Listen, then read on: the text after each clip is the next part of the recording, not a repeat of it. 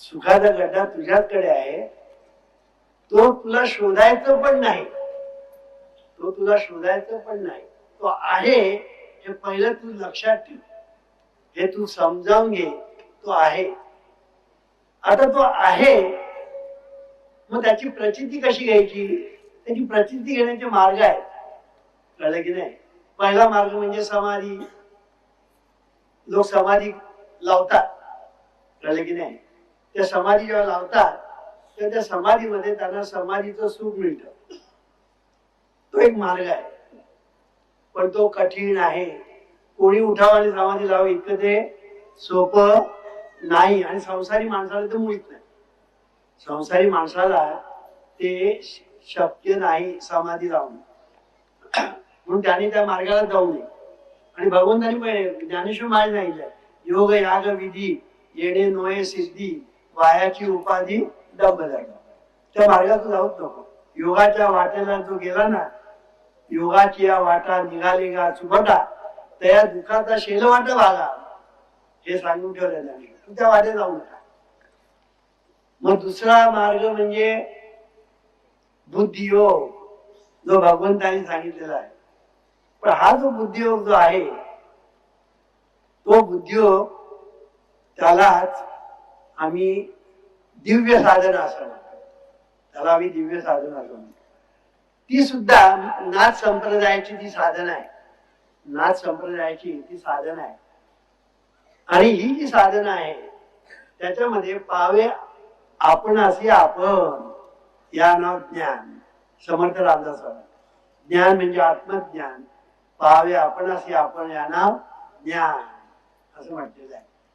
तो जो मार्ग आहे तो मार्ग सुद्धा कठीण आहे, की नाही? तो सद्गुरु, चांगले सद्गुरु मिळाल्याशिवाय त्या मार्गावरून जाता येत नाही. तिसरा मार्ग म्हणजे विषयांचं सुख. विषय सुख ज्याला आपण म्हणतो की नाही, हा आपल्या ठिकाणी असणारा सुख अनुभवण्याचा मार्ग. तो पैशाने मिळतो, तो पैशाने मिळतो. तुम्हाला जे सुख मिळतं ना, कुठलंही असो, सिनेमाचं असो, नाटकाचं असो, कुठलंही सुख तुम्हाला जे मिळतं ते खरं आत्मसुख असतं. ते खरं आत्मसुख असतं. पण तुम्ही ते कशाच्या द्वारे मिळवता, आणि म्हणून त्याला विषय सुख असं म्हणतात. तुम्ही कशाच्या तरी द्वारे जेव्हा ते मिळवता तेव्हा त्याला विषय सुख असं म्हणतात. मी एक उदाहरण देतो, म्हणजे मी काय म्हणतो ते काय. एक कुत्रा होता.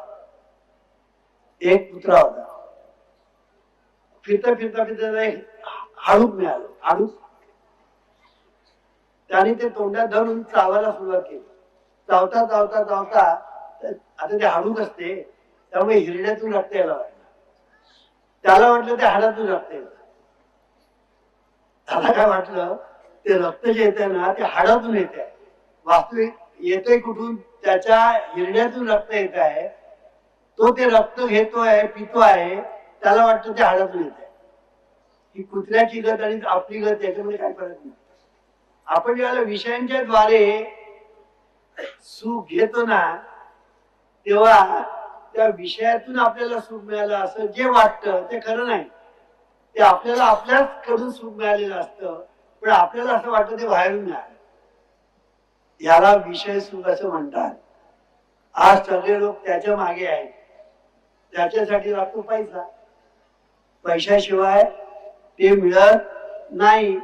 म्हणून सत्ता, संपत्ती वगैरे वगैरे सगळं जे आहे ना, ते सगळं पैसा मिळवण्यासाठी आहे. पैसा मिळाला की हे मिळतं, हे मिळालं की ते मिळतं, असं जे चाललंय. आणि आज सगळे लोक पैशाच्या पाठीमागे पिसे होऊन धावतात. पिसे म्हणजे वेळे होऊन धावतात. हा झाला तिसरा मार्ग. चौथा मार्ग म्हणजे नामस्मरण. चौथा मार्ग म्हणजे नामस्मरण, जो सगळ्या संतांनी सांगितला, नामस्मरण. आता हा जो नामस्मरणाचा मार्ग सांगितला त्याच्यात पुन्हा भानगड आहे.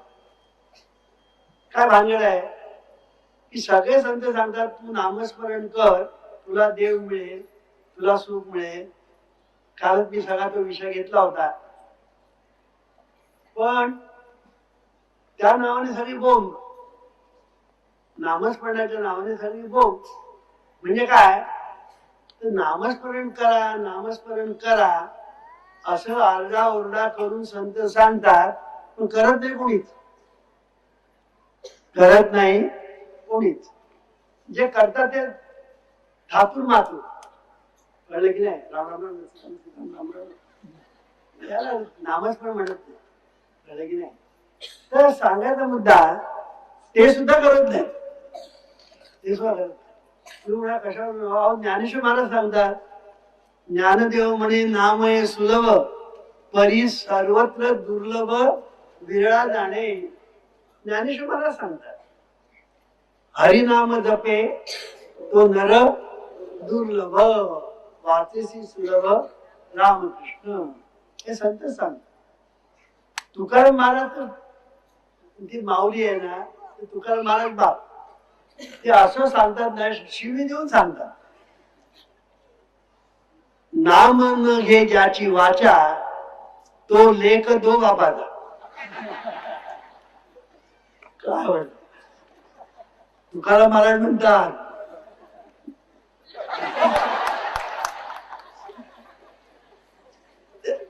ते म्हणजे ते प्रकरणच वेगळं आणि ज्ञानेश्वर महाराज ते वेगळं.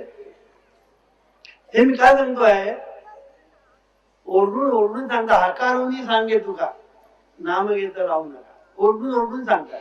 एकदा अशी गमत झाली की ज्ञानेश्वर महाराज आपले समर्थ रामदास स्वामी फिरत फिरत फिरत इंद्रायणीच्या काठीवर आले. इंद्रायणी नदी एका काठावरती आली आणि तुकाराम महाराज फिरत फिरत पलीकडच्या काठावर, यांच्याबरोबर यांचे शिष्य, त्यांच्याबरोबर त्यांचे टाळकरी शिष्य, आणि सहज बघता बघता एकमेकांकडे दृष्टी गेली तुकाराम महाराजांची त्यांच्याकडे, रामदास स्वामींची यांच्याकडे. आता तुम्ही आम्ही जी चौकशी करू एकमेकांची ती वेगळी, कारण की नाही काय तुमची प्रकृती ठीक आहे ना, आमच्या गोव्याचे लोक आहेत ना, ते प्रकृती वगैरे विचारणार नाही. आज नुसते किती, नुसते किती म्हणजे काय, आज फिश काय. गोव्याच्या लोकांचं, कोकणाच्या लोकांचं पहिला प्रश्न आज नुसते किती म्हणजे फिश काय. ते बाकीचं काय विचारणार नाही. ते युद्ध जरी चाललेलं असलं ना, ते युद्ध नंतर पहिलं फिश काय. आता संत एकच भेटल्यानंतर ते काय विचारणार, फिश नाही. मग तुकाराम महाराजांनी रामदास स्वामींना विचारलं, तुमचं कार्य कसं चाललंय, पुढे नाही विचारलं, तुमचं कार्य कसं चाललंय, तिथून त्यांनी पुढे नाही विचारलं. कोणी? तुकाराम महाराजांनी रामदास स्वामी सांगितलं, कळलं ना. शिमग्याला काय करतो आपण, बोंब, कार्याच्या नावाने बोंब. अहो आम्ही म्हणाले सांगून सांगून थकलो, देवाचं नाव घ्या, देवाचं कोणी घेतात तयार नाही. रामदास स्वामींना वाटतं आमचं हे असं, तुकाराम महाराजांचं कसं, म्हणून त्याने विचारलं तुमचं कसं काय, तुमचं तेच आमचं म्हणाल. बोंब. अशी परिस्थिती नामस्मरणाची आहे. म्हणून हा मार्ग जरी सोपा असला, चांगला असला, सर्वांसाठी असला, तरी तो दुर्लभ झालेला आहे. मग आता जीवन विद्येने सांगितलेला मार्ग सांग. जीवन विद्येने असं सांगितलं आहे की तुला काय पाहिजे, सुख पाहिजे, बरोबर. तुला सुख पाहिजे ना, मग सुख तुला मिळेल याची हमी मी देतो.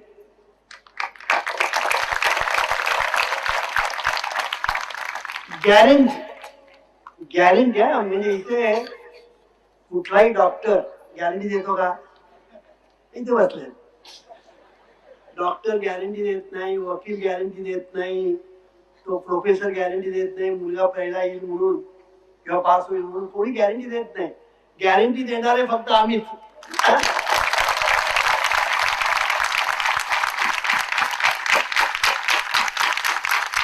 विचार करा, तुम्हाला सुख पाहिजे, मान्य, सुखासाठी तुमची धडपड चालली आहे, मान्य. मग हे जर तुम्हाला जर सुख पाहिजे असेल तर तुम्ही फक्त एक सोपी गोष्ट करायची, जे तुमच्याजवळ आहे ना ते तुम्ही दुसऱ्यांना देण्याचा नुसता प्रयत्न करा, सुख तुमच्या घरी पाणी भरेल.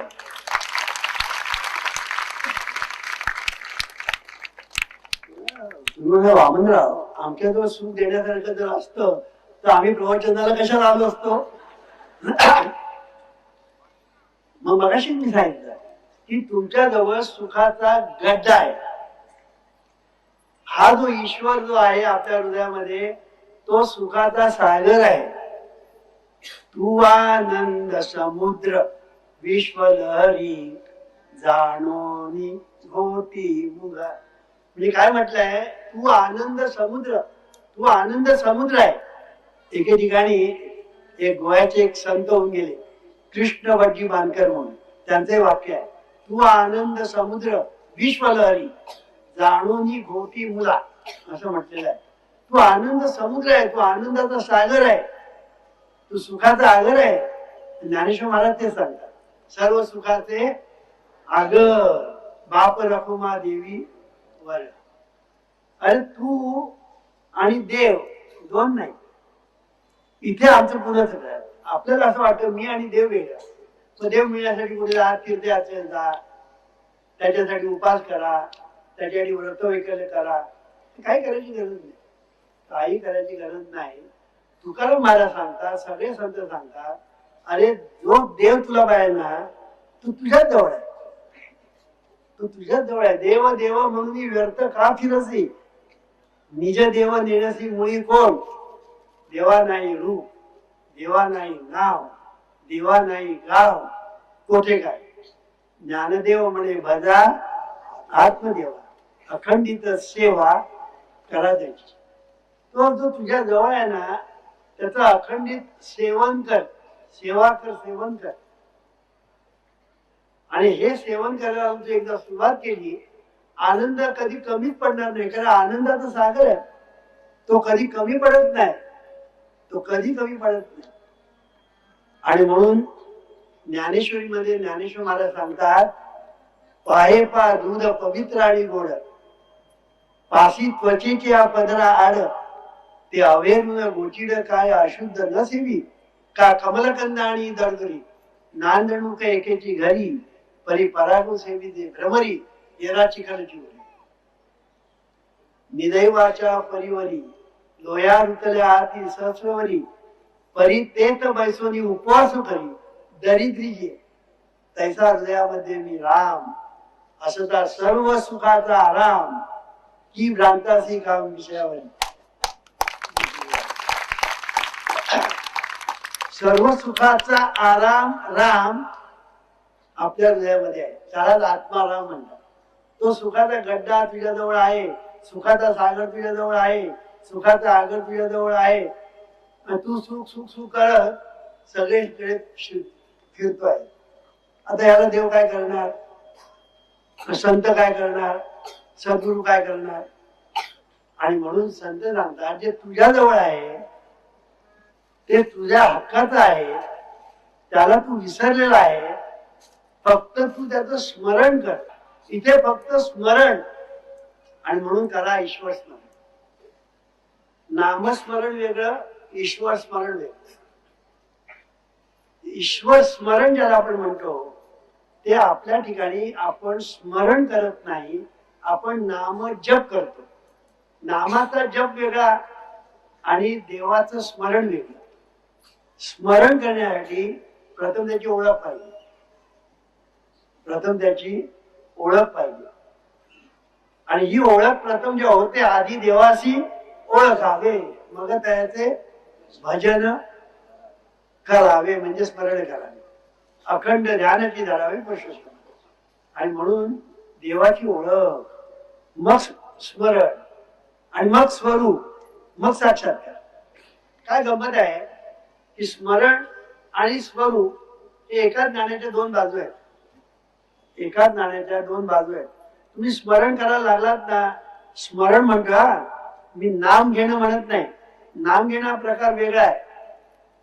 स्मरण, तुम्ही स्मरण करायला लागलात की स्वरूपापर्यंत आपोआप पोचत, आपोआप पोचत. तुम्ही एकदा चालायला लागलात की मुखामध्ये आपोआप पोचता. तसं स्मरण करायला लागला की तुम्ही आपोआप स्वरूपापर्यंत साक्षात्कारापर्यंत आपोआप स्मरण करता आलं पाहिजे. आणि हे स्मरण म्हणजे आधी देवाची ओळख आहे. म्हणून नामस्मरण, याच्यामध्ये स्मरण आणि नाम. स्मरण महत्वाचं आहे आणि स्मरणासाठी नाम घ्यायचं आहे. स्मरणासाठी नाम घ्यायचं. हे एकदा तुमच्या ध्यानामध्ये आलं की नाम आणि स्मरण, स्मरण आणि स्वरूप, स्वरूप आणि साक्षात्कार. साक्षात्कार म्हणजे आपल्याला सुखाचा, सर्व सुखाचा आगर, त्याचा अनुभव. हे एकदा आलं काम झालं. सांगायचा मुद्दा असा की हा जो आपल्या जवळ सुखाचा सागर आहे, ते सुखाचा सागर तुम्हाला कळो न कळो, साक्षात्कार हो न हो, तो होईल तेव्हा हो, तोपर्यंत काय करायचं वामनराव? तोपर्यंत काय करायचं? तो आम्हाला साक्षात्कार होईल तेव्हा होईल, या जन्मी पुढल्या जन्मी होईल तेव्हा होईल, तोपर्यंत आम्ही काय करायचं? रडत बसायचं नाही. जीवन इथे रडा सांगायचं, हसायला सांगायचं. जीवन इथे रडायला सांगत नाही, हसायला शिकत. कळलं की नाही? मग तुम्ही काय करायचं? तोपर्यंत काय करायचं? तोपर्यंत सोपं सांगतो तुम्हाला. तुमच्या जवळ आहे ते फक्त तुम्ही दुसऱ्यांना देण्याचा प्रयत्न करता. जे तुम्ही देताना ते बुमऱ्या घेऊन तुमच्याकडे परत येतं. हा निसर्गाचा नियम आहे. तुझ्याजवळ आहे हे 100%, कारण सगळ्या संतांनी सांगितलेलं आहे, भगवंतांनी सांगितलेलं आहे. तुझ्याजवळ काय आहे? सुखाचा सागर आहे. तुला तो माहित नाही, ठीक आहे, आहे हे निश्चित. हे आहे निश्चित. आता ते जे सुख आहे ते तू इतरांना देण्याचा प्रयत्न कर. ते तू जे देशील ना ते सहस्रपटीने तुझ्याकडे परत बुमरँग होईल. दुःख दिलं, दुःख परत येईल बुमरँग होऊन. सुख दिलं, सुख बुमरँग होऊन परत येईल. सुख द्यायचं का दुःख द्यायचं तू ठरव, कारण तूच आहे तुझ्या जीवनाचे सुख. आता सुख ही गोष्ट कशी आहे? अव्यक्त आहे, निराकार आहे, निर्गुण आहे. ती अशी देता येते का? हे पुस्तक घे अशी देता येते? असं सुख देता येत नाही. मग सुख नावाची गोष्ट जशी देता येत नाही, त्याला उदाहरण एक मी देतो. इलेक्ट्रिसिटी. इलेक्ट्रिसिटी किती सूक्ष्म आहे की ज्ञानेंद्रियांना सुद्धा ती डोळ्याला दिसत नाही, कानाला ऐकू येत नाही, जिभेने चाकता येत नाही, हाताने स्पर्श करता येत नाही. ती इलेक्ट्रिसिटी म्हणजे काय हेही आपल्याला माहित नाही. आता ही इलेक्ट्रिसिटीचा जर सप्लाय करायचा असेल तर आपण काय करतो? वायर मधून करतो. वायर मधून सप्लाय करतो. तो वायर मधून सप्लाय केला म्हणजे काय होतं? प्रकाश मिळतो, आवाज मोठा होतो, फ्रीज मधून आपल्याला थंड पाणी मिळतं, हीटर मध्ये आपल्याला गरम पाणी मिळतं, असे सर्व सुविधा मिळतात. पण वायर मधून इलेक्ट्रिसिटी द्यायला पाहिजे, दुसरा त्याला पर्याय नाही.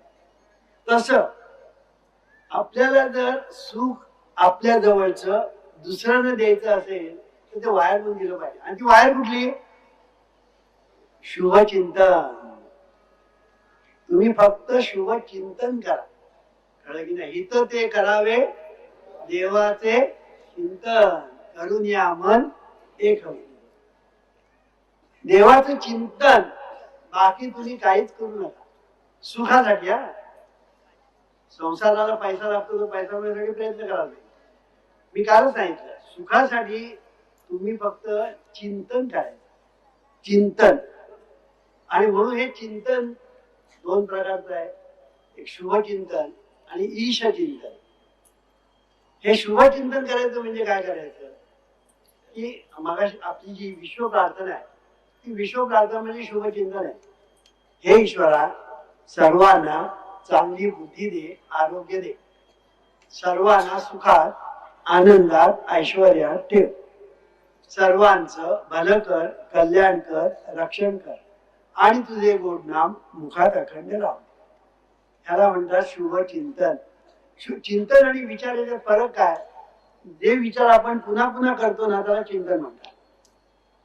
जे विचार आपण पुन्हा पुन्हा करतो ना त्याला आपण चिंतन म्हणतो. आणि जे चिंतन एकदा आपण करायला सुरुवात केली ना की चिंतन आता चिंतामणी होतं. आणि एकदा चिंतनाचा चिंतामणी झाला की तो चिंतामणी तुमच्या सर्व चिंतांचा नाश करतो एका बाजूने आणि तुमचे सर्व संकल्प सिद्ध करतो दुसऱ्या बाजूने. आता हे सोपं आहे की नाही? चिंतन करणं तुमच्या हातात आहे की नाही? बाकीच्या गोष्टी तुमच्या हातात आहे पण चिंतन करणं. आता आम्ही सांगतो काय, ही प्रार्थना जी आहे विश्व प्रार्थना ही तुम्ही पुन्हा पुन्हा म्हणा. का सांगतो? पुन्हा पुन्हा तुम्ही जेव्हा म्हणता तेव्हा ती चिंतन होत. विचार पुन्हा पुन्हा केलंच ना की त्याला चिंतन म्हणतात. You think with your conscious mind. Whatsoever you habitually think sinks down into the deeper levels of your subconscious mind, which creates according to the nature of your thoughts. असं डॉक्टर मर्फी म्हणतात की तुम्ही ज्या वेळेला विचार घोळवता तेच विचार. आता चिंता, तुम्हा सर्व लोकांना चिंता करणं माहिती आहे. चिंता करण्यात तुम्ही सराईत आणि पटाईत, सराईत आणि पटाईत दोन्ही आहे. चिंता करणं म्हणजे चिंतनच करणं, पण ते अनिष्ट. त्या चिंतनाने तुम्ही तुमच्या जवळ वाईट अनिष्ट गोष्टींना आकर्षित करता, आमंत्रण देता. तुम्ही जेव्हा अनिष्ट चिंतन करता तेव्हा अनिष्ट माणसं, अनिष्ट परिस्थिती, अनिष्ट गोष्टी या सर्वांना तुम्ही आमंत्रण देता. आणि जेव्हा तुम्ही शुभचिंतन करता तेव्हा तुम्ही चांगल्या परिस्थिती, चांगली माणसं, चांगल्या गोष्टी यांना आमंत्रण करता. म्हणून तुम्ही ज्याला विश्व प्रार्थना पुन्हा पुन्हा म्हणता त्यावेळेला तुम्ही विश्व प्रार्थनेमध्ये जे काही आहे त्याला आमंत्रण करता. आता विश्व प्रार्थना काय आहे? देवा सर्वांना चांगली बुद्धी दे, आरोग्य दे. देवा सर्वांचं भलं कर, कल्याण कर, सर्वांना सुखात आनंदात ठेव, सर्वांचं रक्षण कर. हेच आपण मागतोय ना देवाजवळ. तेच आपण पुन्हा पुन्हा बोलतोय ना, तेच चिंतन करतोय ना. याचा अर्थ असा, तुम्ही जे चिंतन करता म्हणजे त्याला तुम्ही आमंत्रण देता. आणि तुम्ही ज्याला आमंत्रण देता तुमच्याकडे येतं चालून. म्हणून आमंत्रण कोणाला द्यायचंय तू ठरव, कारण तूच आहेस तुझ्या जीवनाचा. आता किती सोपं आहे. तुम्ही जे देता ते बुमरॅंग म्हणून तुमच्याकडे परत. मग तुम्ही काय द्यायचं ते तुम्ही ठरवायचं. सुख द्यायचं का दुःख द्यायचं? लोकांचं भलं होऊ दे असं म्हणायचं का लोकांचं वाटोळ होऊ दे म्हणायचं? लोकांचं भलं होऊ दे म्हणायचं का लोकांचं वाटोळ होऊ दे म्हणायचं? आता काही लोक आहेत ते दुसऱ्यांचं वाटोळ व्हावं हेच चिंते. आमचं कोकण, काल मी सांगितलं कोकण मागे का? अरे कोकणातले लोक मला ते जाऊन ते देवाजवळ हे करतात ना. कारण एक पद्धत आहे कोकणामध्ये, इतर ठिकाणी आहे की मला माहित नाही. कोकणामध्ये तर आम्ही कोकणातले ती गारणं घालतात. गारणं काय, त्याचं शेजाऱ्याशी कधीतरी भांडण झालेलं असतं, कळलं की नाही. आणि बरोबर 10-12 लोक ते जाऊन गारणं घालतात. देवा महाराजा त्या शेजाऱ्याचं वाटोळ झालं पाहिजे. होय महाराज. सगळेजण होय महाराज. तो शेजाऱ्याला पुढली चतुर्थी दिसता कामा नये. होय महाराज. काय महाराजा आणि काय हे आपण जे करतो म्हणजे अनिष्ट चिंतन करतो, त्यामुळे होतं अनिष्ट, सगळं अनिष्ट. मग कोकण कधी पुढे सरकत नाही. कारण काय, तुम्ही जेव्हा एकमेकांचं वाईट चिंतिता तेव्हा तुमचं दोघांचे वाईट होतं, दोघांचे वाईट. म्हणून दुसऱ्याचं नेहमी इष्ट चिंतन करावं, चांगलं. तेव्हा सर्वांचं भलं कर. अरे म्हणा तुझ्या बापाचं काय जातं का? देवा सर्वांचं भलं कर, देवा सर्वांचं कल्याण कर, देवा सर्वांना सुखात ठेव, देवा सर्वांना आनंदात ठेव, देवा सर्वांचं रक्षण कर. अरे म्हणले का म्हणून काय होणार आहे? रडला म्हणजे घोड्यावर बसतानाच रड. एक मनुष्य लढायला निघाला की नाही, घोड्यावर बसता बसताच रडायला सुरुवात. मी घोड्यावर बसू कसा? कसा तरी त्याला घोड्यावर चढवला. अहो माझ्या पायामध्ये त्या रिकिबी मध्ये मी पाय घातले आहेत, मी धावू कसा? घोड्यावर बसल्या आणि विचारतो धावू कसा? हातामध्ये तलवार, दुसऱ्या हातात ढाल. आता माझे हात जखडून टाकलेले आहेत, मी लढू कसा? हा रडत राहूत म्हणतात. आता हा रडत राहूत काय लढणार? लढाई करू शकेल? बाबा तू घरात बस आणि रडतच बस, तू लढाईला राहूच नको. तसं आम्ही प्रार्थना म्हणून काय करत बरं झालंय.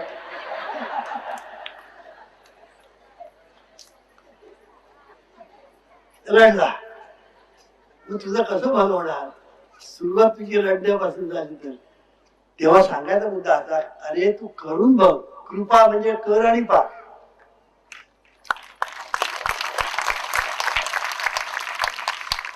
सद्गुरु आमच्यावर कृपा करा. अरे कृपा करण्यासाठीच बसले. कृपा कर म्हणजे काय? मी सांगतो ते कर आणि पा म्हणजे कृपा. मी सांगतो ते करायचं नाही आणि रडायचं, मग कसं होणार? तेव्हा ही साधी गोष्ट तुम्ही करा. फक्त दिवसाकाठी प्रयत्नपूर्वक 1000 वेळा प्रार्थना म्हणा. ही विश्व प्रार्थना 1000 वेळा म्हणा. प्रयत्नपूर्वक म्हणा. तुम्ही म्हणा बा 1000 वेळा कसं होणं माझ्यातून? एकदा सुरुवात कर. मग तुला एकदा सुरुवात केली, टार्गेट ठेवलं ना की त्याचं कार्य होत.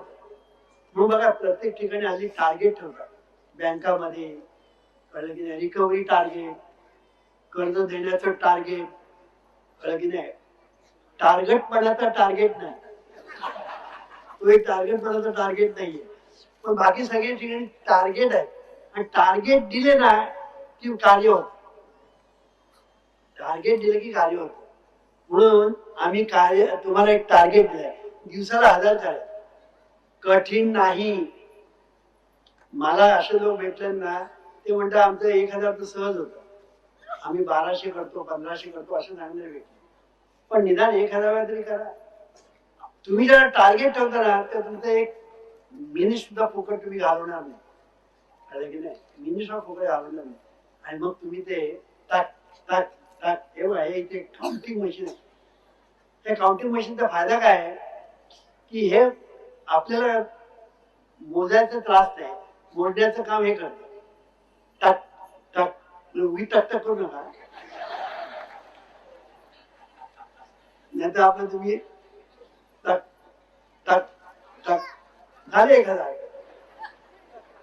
प्रार्थना म्हटल्यानंतर टक करा, म्हणजे तुमची टक लागली पाहिजे प्रार्थनेकडे. तुमची टक प्रार्थनेकडे लागेल तेव्हा संसारातली सगळी कटकट नाहीशी होईल. आता मला सांगा ह्याच्यापेक्षा सोपं काय आहे का जगात? ह्याच्यापेक्षा जगात सोपं म्हणजे तुम्ही प्रार्थनेच्या द्वारे लोकांना सुख देता. तुम्हाला कसं म्हणजे काय? जे तुम्ही आता मोबाईलवर बोलता, कळलं की नाही? आता मोबाईलवर तुम्ही जेव्हा बोलता दुसऱ्याला ऐकू जाते की नाही? तो बोलतो ते तुम्हाला ऐकू येतं की नाही? कसे? व्हायब्रेशन. त्या व्हायब्रेशन्स आहेत ना, तशा आवाजाच्या जशा व्हायब्रेशन्स आहेत तशा विचारांच्या व्हायब्रेशन्स आहेत, त्याला थॉट व्हायब्रेशन म्हणतात. आणि म्हणून हे जे थॉट व्हायब्रेशन्स जे आहेत they are more powerful than the speech vibration. आणि म्हणून आपण जे बोलतो त्याचे जे व्हायब्रेशन्स आहेत त्याच्यापेक्षा सूक्ष्म थॉट व्हायब्रेशन आहे. आणि म्हणून ते मोर पॉवरफुल आहे, हे आपण लक्षात ठेवलं. म्हणून हे जे थॉट व्हायब्रेशन जे आहेत ते अत्यंत पॉवरफुल आहे. आणि त्या थॉट जे आहेत त्या थॉट प्रमाणे तुमच्या जीवनाला आकार मिळतो. म्हणून विचार बदला नशीब बदलेल. विचार बदला नशीब बदलेल. तुम्ही नुसते विचार बदला की नशीब तुमचं बदल. आता विचार बदललं. विश्व प्रार्थना म्हणजे विचार बदलण्याचं शास्त्र. विश्व प्रार्थना म्हणणं म्हणजेच विचार बदलणं. बदलता बदलता तुमचं नशीब कधी बदललं तुम्हाला कळणार पण नाही. म्हणून एके ठिकाणी डॉक्टर मर्फी असं म्हणतात, just as water takes the shape of the pipe it flows through, Similarly, the life principle flows through you according to the nature of your thoughts. किती सोपं आहे बघा. की नळीतून पाणी जेव्हा वाहतं तेव्हा ते पाणी नळीचा आकार घेतं. नळी जर लहान असेल लहान आकार, मोठी असेल तर मोठी, मोठी असेल आणखी, नळा असेल तर आणखी मोठा आकार. म्हणजे त्या नळीप्रमाणे पाणी आकार घेते. तसे तुमचे विचार, हे जे विचार आहेत ते नळ्या आहेत.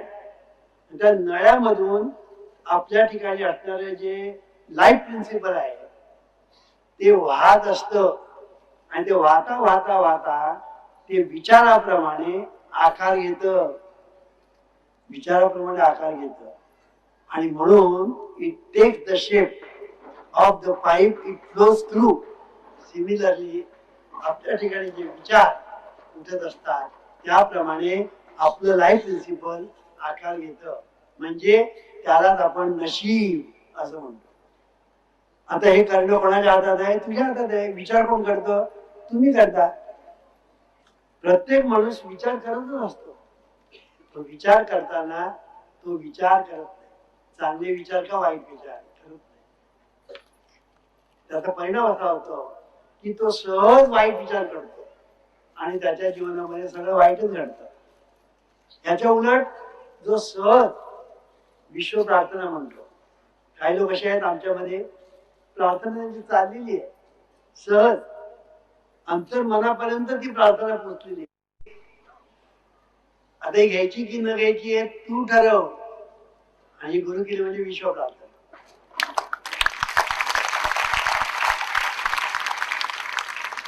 विश्व प्रार्थना म्हणा आणि तुमच्या वाट्याला आलेलं काम प्रामाणिकपणे करा.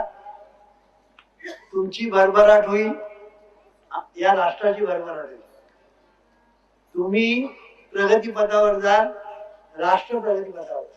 हे दोन गोष्टी करायच्या. एक, love work honestly, bless all sincere. बस दोन गोष्टी करायच्या. ब्लेस ऑल म्हणजे विश्व प्रार्थना, येता जाता उठता बसता रिकामपणी म्हणा. रिकामपणी, कामधंदा सोडून नाही, रिकामपणी. रात्री झोपताना अर्धा तास. आणि बाकीच्या वेळेला तुमचं जे काम आहे ते प्रामाणिकपणे करा. पैसे खाऊन नाही. पैसे खाल ना तर पैसे खाता खाता खाता तो पैसा तुम्हाला खाईल. तो पैसा तुम्हाला खाईल. म्हणून पैसा खाणारे जे असतात ना त्यांचं काही खरं नसतं, लक्षात ठेवा. म्हणून लव वर्क ऑनेस्टली, या दोन गोष्टी आपण जर केल्या ना, हे राष्ट्र जे आहे ना सर्व राष्ट्रांच्या पुढे जाईल.